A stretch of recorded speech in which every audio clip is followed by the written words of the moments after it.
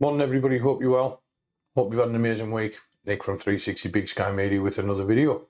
Last week we started with the customizer and we only went down 10 of the options to allow us to digest where we were. Sorry it was a longer video, 20 minutes nearly. This one's probably going to be the same because the customizer is so in depth. Feedback's been amazing. Thanks again to all those who took the time to like and comment and subscribe. What I want to do is carry on flying through the customizer. A lot of what I'm going to talk about is in the previous video with the individual customization options you've got in each section.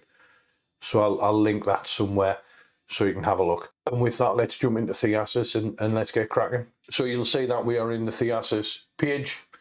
And what I've done is we've done this section here. So we're at the preloader. What is the preloader? The preloader is that little animated circle you see when Theasys is loading. You'll see it there, just a little pink, very, very subtle circle. You can do quite a bit with that. You can make it bigger, smaller. So if you just click preview, you can adjust the size. You can see we'll get bigger. You can adjust the thickness. You can see we'll get thicker. You can adjust the duration of the animation so it flashes quicker or slower, and you can change the color to any color you want. And by doing that, you can also eliminate it if you don't want it. You can make the size so small that it's insignificant and it'll show up as a square, but then when you bring the border down, it'll pretty much go. And if we bring the duration down, it'll pretty much go, and then you don't have a preloader there anymore. You can put your color code in there as well. Remember in the first video we talked about using the color picker to actually get your hex codes for your color if you want to be completely on brand. I'm just going to reset that. And then when we open that up, you'll see the preloader will show. So the titles and descriptions panel is a new one. It gives you the option to have a titles and descriptions pop up when you open a virtual tour. So if I click open by default and reload this tour, you'll find when I load it, the title and description will pop up just like that. So you can put a little bit of information in there. So you may have noticed on some of my other tours, it does actually pop up and show you the name of the business. And what you can do is you can add one of your load theme. You can load a theme that we created. So just by clicking that, we've gone pink. We can set that back to default. Remember, we talked about loading themes. Thumbnails are what thumbnails are.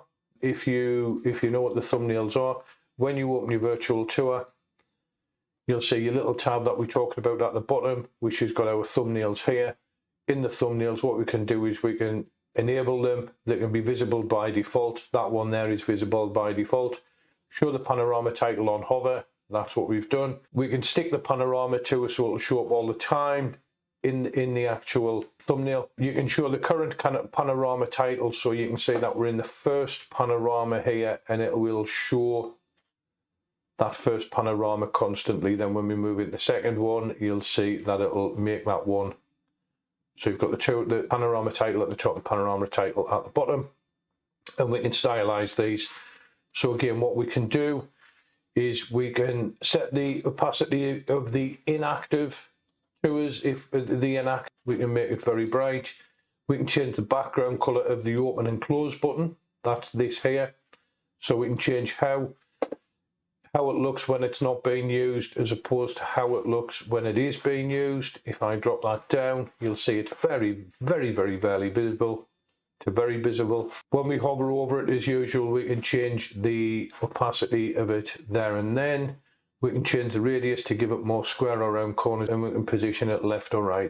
We can change the color of the text like every other thing in Theasys, and we can change the background arrows. If you have something like 30 panoramas, your thumbnails will have arrows here and here. You can customize them completely. Again, size, icon, everything else. You can change the size of them. When we come down to the gallery, this is the gallery as it looks like. We can change the opacity of the background. We can change the color of the background. So if we want to make this one shocking pink, we can. Let me change the thumbnail radius, so that'll give you circular thumbnails. You can change the unselected panorama's opacity, so you can have them all like that, or you can have them so they pop up as you go along. The panorama title, which is this bit here, what we can do is we can change the color of that. Again, completely customizable. We can change the radius. The tooltip, which is this bit, we can change the background opacity of the tooltip. You can see it shows up very dark.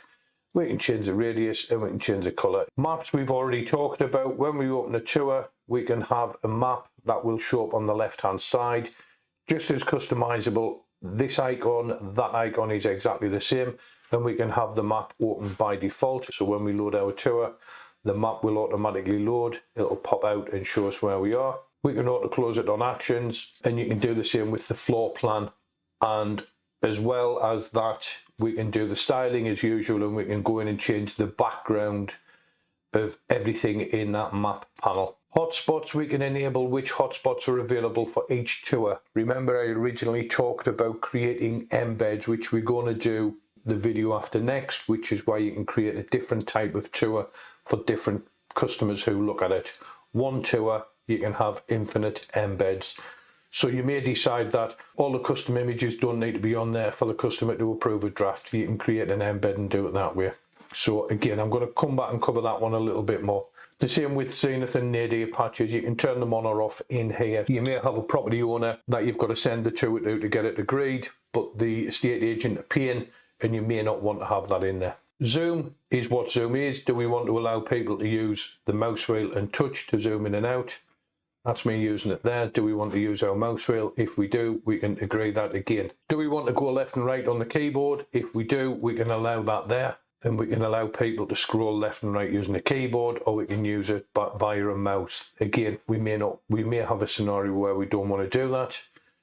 Menu, we have a menu up in the top right hand corner. Just like everything else, it's hugely customizable. The first thing is we can turn it on, and we can set it visible by default. If I just press refresh. So we've set it visible by default.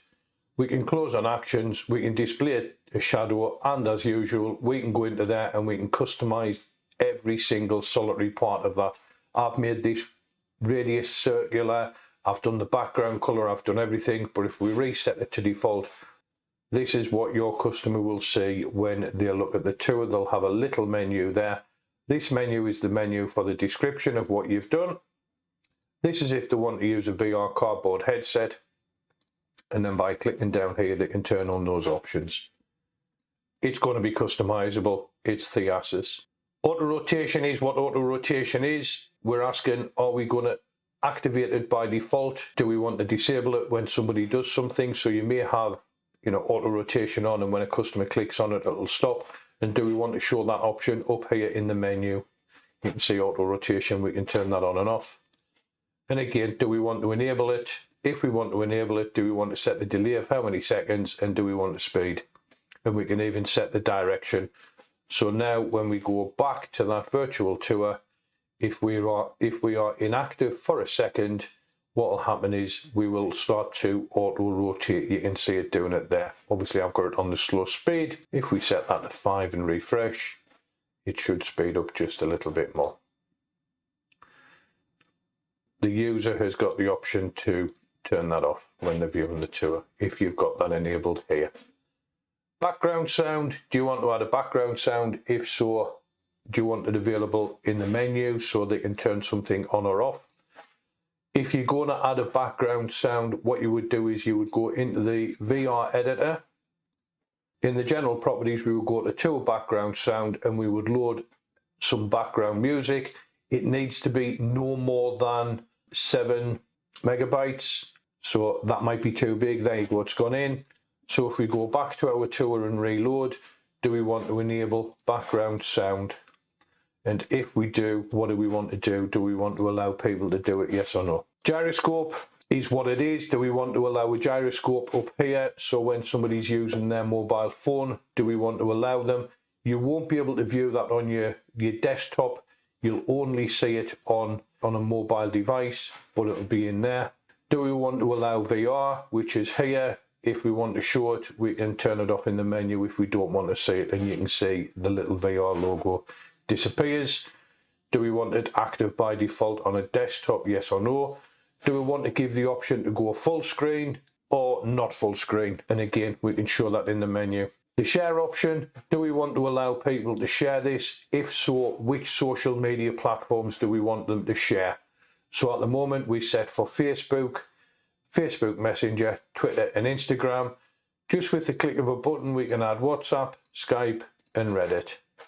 And we can also customize the hell out of this. We can even just load that with our default demonstration and save it, and we're back on brand with the click of a button.